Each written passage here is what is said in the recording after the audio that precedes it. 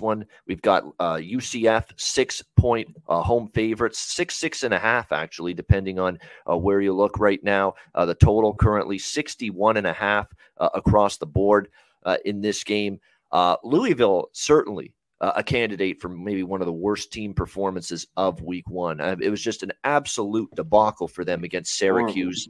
A horrible game. Malik Cunningham with 2 interceptions, also lost a fumble. I don't think it could have gone any worse for him. A guy that was a lot of expectations coming into the season, a guy with a lot of experience that should be able to play better than that, but definitely did not against Syracuse. And look, let's give Syracuse's offense credit. They moved the ball with a great deal of success.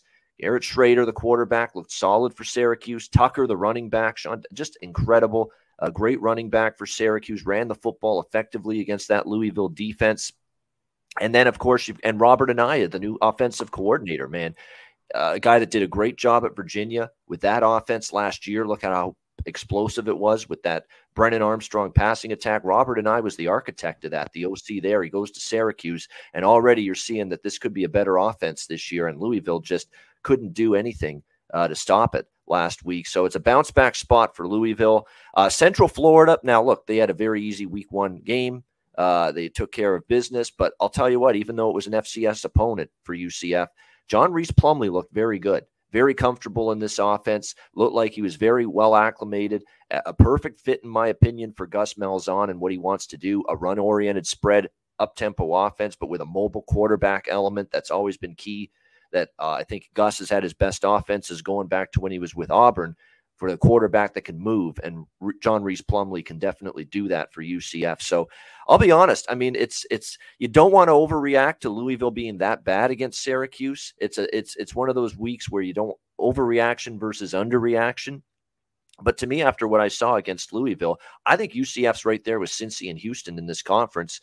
I think it's very possible for them to be able to win and cover this game, especially, a Friday night game at the Bounce House there in Orlando. I could definitely see that being a good environment, and I would lean to UCF right now early in the week.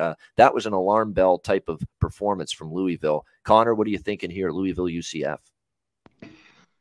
Yeah, this game should be crazy. You talked about Bounce House on Friday night.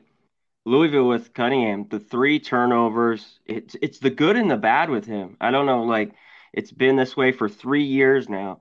And just surprising how they took care of Syracuse the last few years, and they get rolled over. Their problem was Syracuse ran all over them. And Bowser and company, Plumlee's just got to do well, I think, at home in this one. I lean to UCF. Under Satterfield, Louisville hasn't been good as a road dog. And I think it'll be tough for them. I know we don't want to overdo it week one. I think Cunningham, they'll score as well. What I'm looking to this game, which I was looking at already last night, even Sunday night, is the over. Even this high total, I think there's points in this one. I think Louisville will be able to score. I still don't love UCF's defense. They should put up in the 30s. So even though this total's high at 61.5, I'd lean over here early.